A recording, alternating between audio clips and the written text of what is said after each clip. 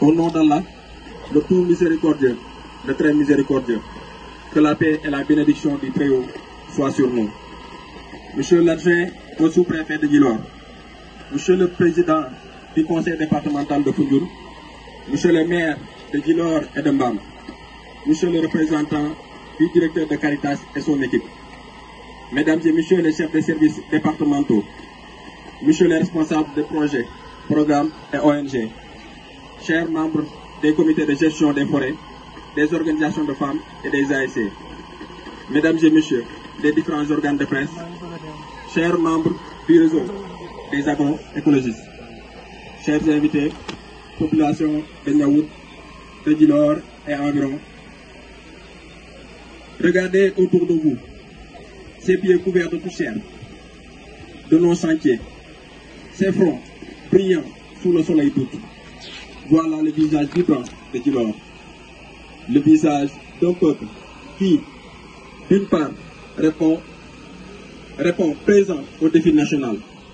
1 million d'arbres en 48 heures que le président de la République, son Excellence M. Bassirou Diomaye Faye, a initié pour ce week-end.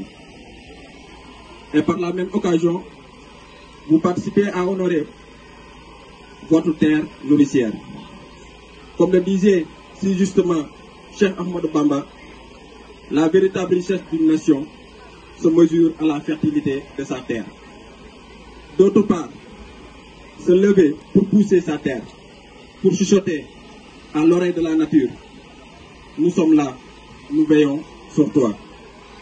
Permettez-moi avant tout d'exprimer notre profonde gratitude à nos précieux partenaires, sans qui cette mobilisation ne serait pas possible.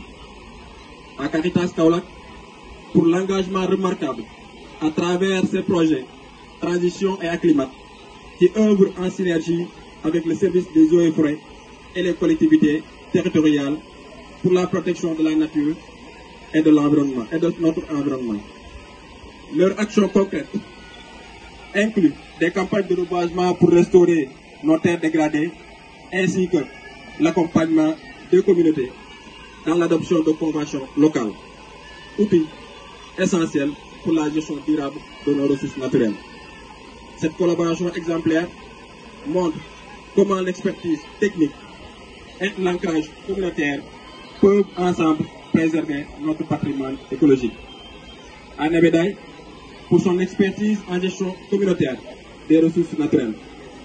À la mairie de Djilor, pour son engagement constant en Action Aide, pour son soutien aux initiatives locales de résilience climatique. À la gendarmerie, aux sapeurs-pompiers, à la marine nationale et à la Croix-Rouge pour leur soutien à la réussite de l'organisation de la journée, mais aussi à l'équipe dynamique du service départemental des eaux et forêts de Foundiougne et des jeunes du programme Xëyu Ndaw ñi. Vos accompagnements techniques et financiers font de cette journée bien plus qu'un événement, c'est une transformation durable de notre territoire. Chers habitants de Niaout et environ, chers gardiens de notre patrimoine naturel, comme nous l'enseignent nos guides religieux, planter un arbre est un acte de foi qui porte des fruits éternels. Vos pas déterminés aujourd'hui ont tracé plus qu'un chemin. Ils ont semé les graines de l'avenir que nous bâtissons ensemble. Demain, lorsque le Sénégal célébrera la 42e édition de la Journée nationale de l'arbre, nous pourrons être fiers d'avoir préparé cet événement dans l'esprit de nos traditions où l'arbre est sacré. Notre arbre parrain, le manguier généreux, communément appelé Mangifera indica, et le baobab sacré, communément appelé Adansenia digita, incarnent l'harmonie parfaite entre notre nature et la culture. Le manguier, véritable providence divine, nous offre bien plus que ses fruits juteux. C'est une corne d'abondance nourricière, une pharmacie naturelle et un rempart contre l'érosion, confirmant la sagesse de Serigne Touba qui voyait en lui une cuisine toujours pleine. Son compagnon le baobab, patriarche, vénérable, se révèle être à la fois un livre d'histoire, vivant, une cathédrale végétale et en réserve naturelle. Son tronc gourde, ses feuilles médicinales et ses fruits nutritifs illustrent parfaitement l'adage de Cheikh Anta Diop, le baobab enseigne la patience aux baobabiers. Ensemble, ces deux gardiens de notre patrimoine incarnent parfaitement le thème de cette année: reboisement, souveraineté alimentaire et développement territorial durable. Notre région, avec ses écosystèmes fragiles, se doit être l'avant-garde de la résistance face à la désertification, conformément aux directives présidentielles qui appellent à la mobilisation générale pour la gestion durable de nos massifs forestiers.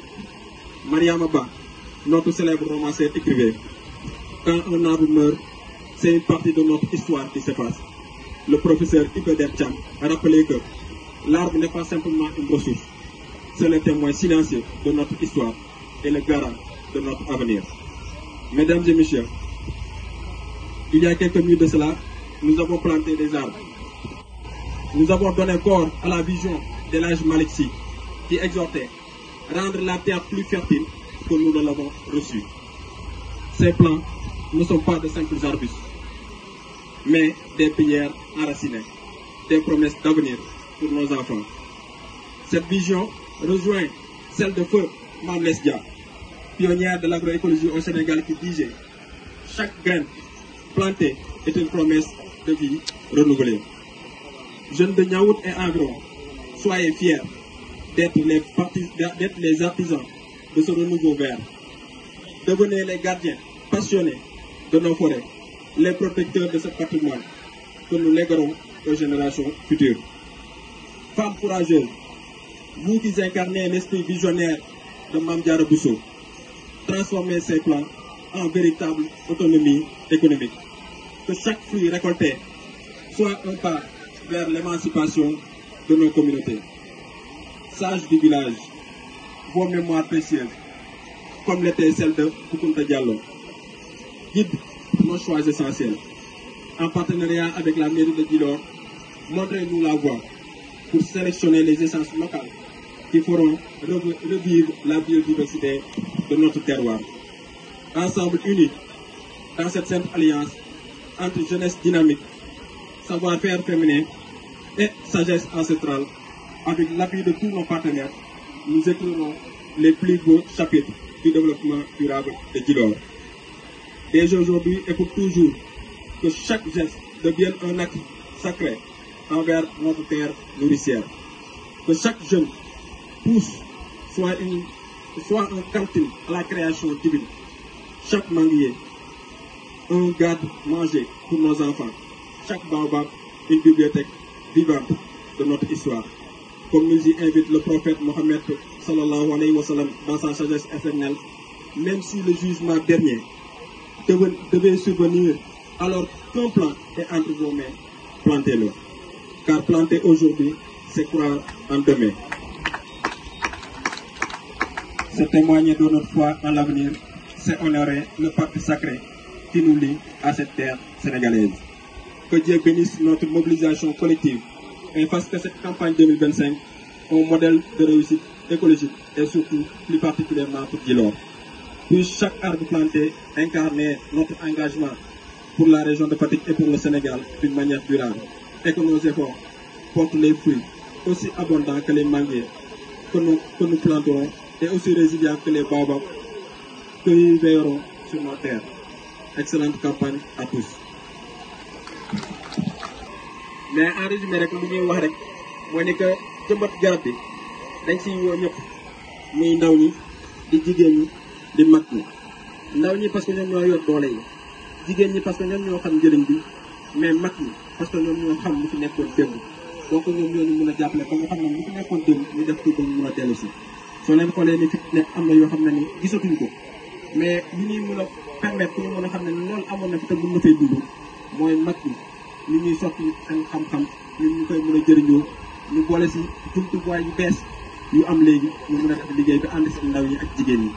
jigéen ñi nag duñu leen bàyyi ginnaaw parce que ku wax souveraineté alimentaire jigéen ñi ñoom lañ jiital si kanam, état du Sénégal ñoom la jiital si kanam.